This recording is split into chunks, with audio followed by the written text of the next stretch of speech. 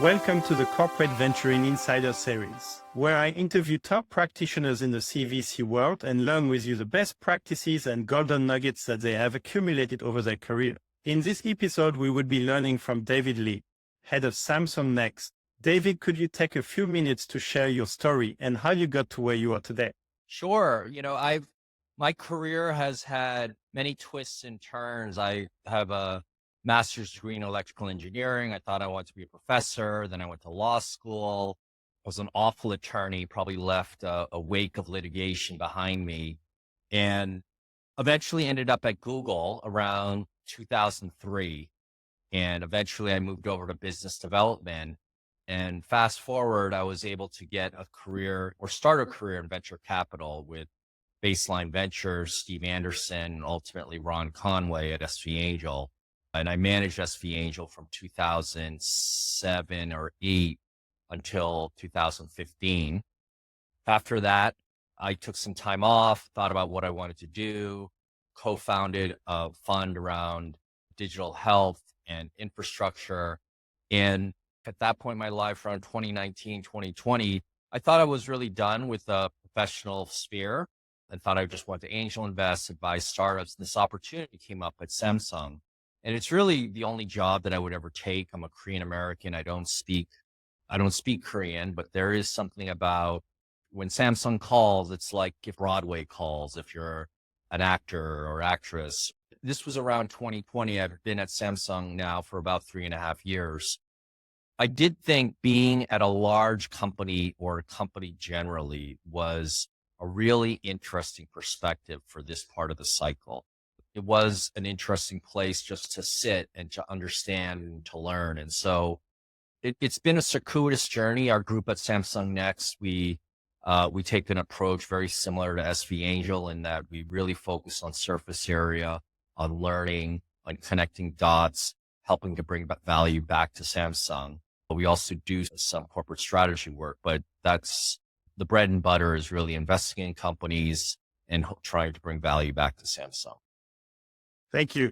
So before we go into what you do at Samsung Next, I want to just maybe give you a chance to pick up on what you think is most valuable background making you an investor. Was it your engineering background? Was it your time as a lawyer? It's a great question. I believe the best training or the best experience that prepared me to be an investor was law school, actually, or being a lawyer. And when you are a professional service provider, you really understand what it takes to be client-centric and service-oriented. And there's this notion, or there was this book called The Trusted Advisor, which I read when I first started my law career. And that's what I really aspire to. And I think for venture capital, for investing, I think having that mindset of serving the entrepreneur, everybody says they can do it, but unless you've gotten a phone call at Friday night when you're about to go to sleep and the client calls you and says, get on the plane, you're going to go do due diligence in the middle of America on this one deal, and you just have to grin, bear it, and enjoy it. So I think there's that experience. There's also being an attorney. I don't think it's a coincidence that a lot of the great investors have law degrees. A lot of really great business people in technology have law degrees. And I think when it comes to law as opposed to business, you're really forced to think bottoms up, right? Mm-hmm. The thing you do in law is you look at the facts, right? And so starting with the facts, law is very logical. If you look at a really well-written, complex corporate contract, it has the same structure as old school computer code. And I think understanding how engineers, product people think, that was in a way very helpful, being a lawyer and having that training, and also engineering as well, right? Venture capital is really a career by accident. And so I think if you can have different experiences, whether it's as an undergraduate, graduate, earlier in your career. And I think the number one thing is you just have to love the subject matter. I have so much to unpack. And for the audience who know you, they know you've been an amazing early stage founder with many secular companies. Maybe we'll think about that. But I want to touch on client centric because I think that's core to who you are and seeing the entrepreneurs as a client. Maybe you can talk a little bit about how you see the entrepreneurs, because last time we met, you actually talked a lot about it's all about the entrepreneurs. I don't know what shareholder letter it was, but Jeff Bezos talked earlier in his time at Amazon about the focus on the customer. And he wrote to his shareholders, like, listen, I'm always going to focus on the customer, and the focus on the customer will always supersede that of the interests of the shareholders. And it was a little bit of a subversive, controversial statement because that was a time when maximizing shareholder value was really the prevailing principle for what your role was as a CEO. Your role as a CEO, as an allocator of capital and resources, is to maximize shareholder value. And what Bezos said in one of his shareholders was, listen, I'm going to focus on the customer. And ultimately, if I do that, the shareholder value will take care of itself. And if you really focus on serving the entrepreneur, not in a touchy-feely way, and by touchy-feely, there are different ways of serving an entrepreneur in the same way that there are different ways of being a parent, or there are different ways of helping a child develop. Everybody plays a different role. You have parents, maybe you have grandparents, you have aunts and uncles. They all have different relationships with the entrepreneur, right? And so my career was primarily an early stage. I didn't take board seats. And so what I really tried to do and emulate from some of the people that I work with is just be that trusted advisor for founders when they hit those really tough spots. And so serving founders can mean a lot of different things. It can be being the first person who responds to an investor update with requests. It can be giving tough love. And sometimes that's the most valuable thing. If you think about, I'm a parent of two children, 15 and 10. And the way I serve them is not by being raw, touchy-feely and saying everything's more Pollyannish, but it's helping them prepare to be an adult. And similarly, I think that's the posture you want to take as an investor. I think the board member assumes the role more of a parent of a 10-year-old kid, and the angel investor is the parent of a child from 0 to 10. The role is just very different. And then the late stage are like the grandpa, they're older and it's just don't do anything stupid. But I think if you just focus on the entrepreneur, that's where it starts paying dividends. And that's where you create a positive feedback loop, because this is a reputation business. Like these founders, they talk Korean grandmas, you know what I mean? They talk amongst themselves, they share knowledge, they share what they think about other people. And you really want to, aside from doing the right thing, develop a strong reputation for somebody who stands by and supports your founders on their journey. And I think it touched on the words you use, trusted advisor. It's not just being an advisor. It's your trusted. You may be the first call, the first text, need your advice and know you're going to have their interest at heart. Yes. Yeah, exactly. And that's just something you earned, right? There's no other way. You don't get it just because you're the largest investor or you're the first investor. It's just something you have to earn, and it takes a lot of time. And when you have that relationship, then it's really meaningful. I'm going to ask you something uncomfortable, which is try not to be humble. But can you pick one example where you were a very early investor and you helped the company grow with your advice? And what was it that could be useful for the audience to understand they should do? I'm not being humble here. And I think every good investor, in my view, will share this sentiment. For the really great companies, you don't really do a lot, right? You would be smart just to get out of the way and help them when they ask. And this goes back to the service mentality. If they ask me, hey, can somebody get an introduction? I need some 409A help and I need a consultant. I want to be the first one to do that. You know, it's something that somebody fresh out of college could do. And here I am with 20 years of work experience. And you have to have the humility to do that, because whether or not you're a founder, you're an investor, you're young or you're old, I think we all respond subconsciously to certain behaviors. And when it comes to any service provider, if you show up to your doctor and they're always 10 to 15 minutes late. It always shows up longer. The appointment is longer than you think. You're like, yeah, the doctor's fine. But I have one doctor. He is the best in LA. If the appointment's at 12, it starts at 12. And he's completely present. And you just realize, aha, that's what it takes, right? But even then, I would say that you can augment and you can amplify, but you can never be an investor will never be a causal reason why a company is the breakout company. My favorite company, probably it's lesser known, is a company called Benchling. And Saji was a founder who they talk about how Kobe Bryant or David Beckham at Friday night, they'd be playing football or shooting hoops while all the other kids are partying. It's a gym rat. And Saji was really a lab rat. Like, he really enjoyed biology, and he was a coder. He was at MIT, and he built something for himself in terms of just making the whole research process, the whole development process a little bit more delightful using software. And in that case, I didn't do anything. It's not like I understood the market, but I just tried to meet him and be there. And so I think the one thing I think about that company, and now it's a multi-billion-dollar company, it's become the GitHub for biotech. And I'm happy where it's just, I was there when nobody else was. And we are lucky to be part of their journey. Yes, exactly. Yeah. So let's talk about great entrepreneurs, because you've picked so many that then built unicorns. What would be the moment for you where you're like, okay, that's a great entrepreneur? Is it grit? Is it smartness? What is it for you? First of all, I was very lucky to have a lot of success in my career. I call myself a turtle on top of a post. I started my career 2008 and then ended 2015.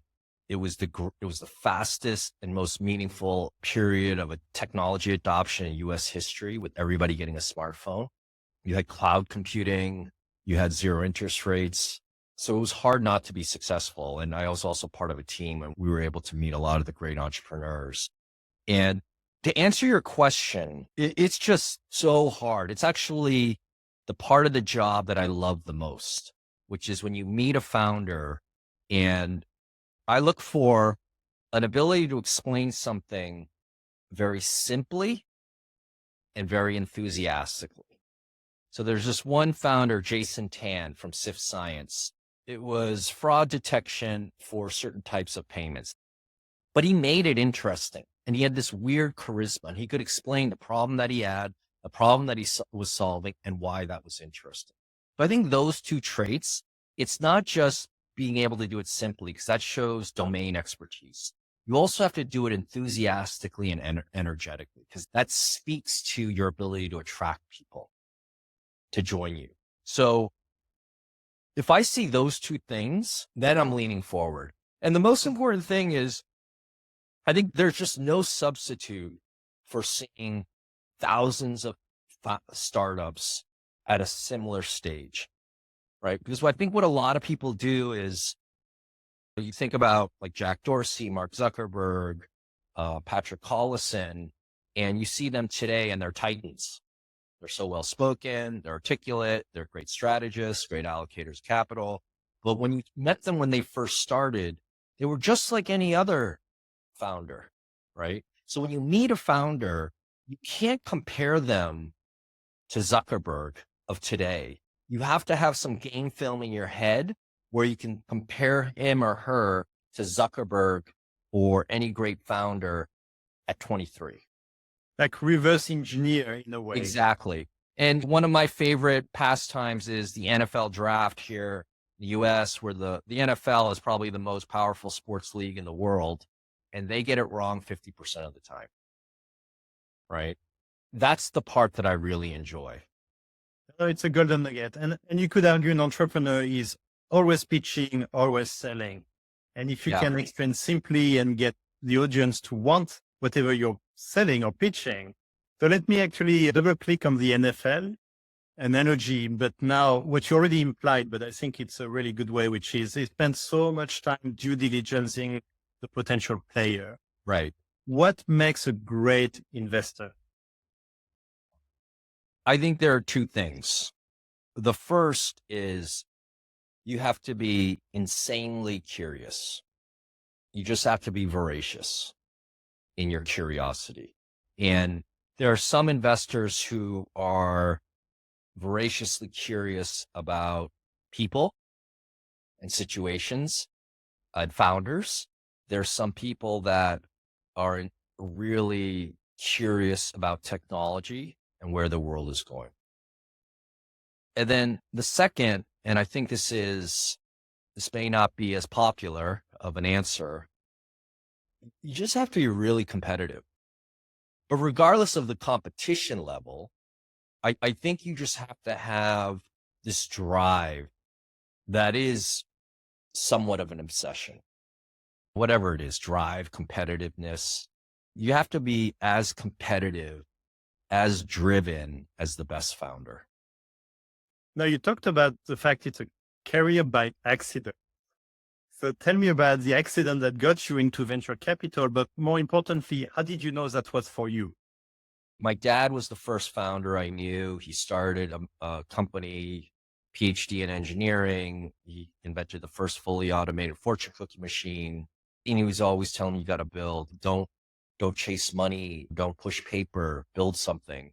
And I think there was a part of me, and just to share it personally, where I just knew I wasn't that person. Like, I don't like building stuff. I was probably more of the banker lawyer type, but obviously he's my dad, he's close to him. And so I always wanted to be the person behind the person, the builder. And that's part of the reason why I went to law school at the 90s at the time. The people behind the creatives, the people behind the talent were generally had law degrees. And so I always wanted to be the person behind the builder. And it was a career by accident because I wasn't looking for it, but I did have this picture in my mind of where I wanted to be in 5 or 10 years. And where I wanted to be, I didn't know what job it was, but I knew it was helping the builders, which are really the talent. They're the actors and actresses. In the 80s, those were the people that were really lionized. And today, thankfully, it's the people who are actually building stuff. It really resonates. So at TDK Ventures, we call the entrepreneurs the impact scalers, because their life's mission is to bring positive impact to the world and to scale it. Yeah. And we'd like to think that venture capital done well is the impact scalers behind the impact scalers, or impact scalers squared. Yeah. Let's talk about Samsung next. So this is corporate venturing. You talked about secular trends taking intensive capital, clearly with a lot of risk and the rewards, not just financial, but also contribution to society. Talk to me about your choice to join Samsung next, and what are you doing? Yeah, I mentioned earlier, I think for me personally, there's no other job in the world that I would take. And I honestly, I don't know if I would have gone to any other company at this point in my career. I looked at, this was about 3 or 4 years ago, and I thought, where we are right now, we don't register as highly as I'd like us to when it comes to the hearts and minds of founders. So let's get back into the hearts and minds of founders. Let's insert ourselves in the network, get ourselves in the flow of information and knowledge, and then share some of that, synthesize some of that, and bring it back to Samsung. And with the founders, for me, what I've learned is founders give me a good sense of timing. So if you see 2 or 3 companies in, let's say, robotics 10 years ago, right? You just keep that in the back of your mind. Why are these people who can do anything in the world and they're so smart, but they're doing robotics? Something must have changed for this to be an interesting area to pursue from a commercial standpoint. Now, often what will happen is you see those 2 or 3, but they're still a little bit early. But if you do your job, you can think about, you're never going to time it perfectly, but you can say, okay, why didn't that work? And so for me, that's what we hope to do with Samsung next. If I take some of the golden nuggets you just mentioned, I think your early stage investments allows you to get insights as early as possible about like an emerging trend, but also build intimacy with these entrepreneurs who are building the future So then when the trend does validate, you could say, hey, do you want to meet these entrepreneurs? They've been working for it for, I don't know, 5, 8 years. They know what they're doing. We could fast track our learnings. That's exactly it. I think there are two areas, and AI is a fascinating area because what's really interesting is that in a very short period, it has become a top down and bottoms up endeavor. And what do I mean by that? If you look at least my experience in working with a lot of enterprise companies, a lot of it is bottoms up. You start with the developers, you start with the employees. It could be Dropbox, it could be Box, it could be Slack, it could be GitHub. And then all of a sudden the coders are like pounding the table, like we need to have this, and CIO eventually does a purchase order, and they don't really think about the trend. Whereas AI, I think you have the highest decision makers at every big company saying, what should we be doing about AI? But it's also AI as a bottoms up, right? And the bottoms up, I think, is really helpful to go early because the bottoms up takes longer, right? So I want to talk also about patient capital. Part of what you bring with Samsung behind is patient capital, where it's still very early and everyone knows it takes 10 years to have an overnight success. And can you speak to the value of patient capital? And sometimes I feel like VCs are meant to be patient capital, but sometimes very impatient. Corporate VCs has the opportunity to be a bit more patient. Yeah. I would love your take on this, Ben. I've been working corporate venture for 4 years. My view of corporate venture capital is that fuzzy. It tries to do too many things. And I like to think of, if we were to make a strategic investment, your sort of classic corporate venture capital investment, in my view, it has to have a clear, attainable result. You'll be able to say, this was a success. It returned 25x, right? Or this was okay, it was 10x. But there is clear strategic value there, where anything capital intensive, it could be AI, it could be bio, it could be anything. I think strategic investments start to make a little bit more sense because the strategics have resources that other companies don't, other firms don't, and they can be more patient. What's the point of making a $10 million investment when you can't clearly articulate, how will this be a success? Like numerically, how is this a success? No, actually, I really like the way you described it. I like the word fuzzy because I think many corporate VCs have many whys or many goals. Yes. And I think there is huge value in absolute clarity on your why. How you do it could be many ways. So if I talk about TDK Ventures, our why is simple. It's about helping TDK know where to go and where not to go, build first to market solution. That's our why. How we do it is we want to be strategic and financial. And then we can have many tactics underneath.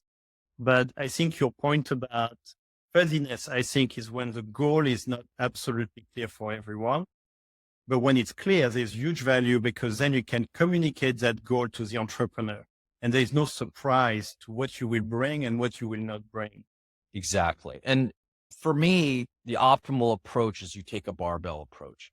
You invest in a lot of companies with smaller checks to learn, develop relationships, synthesize information, make corporate smarter.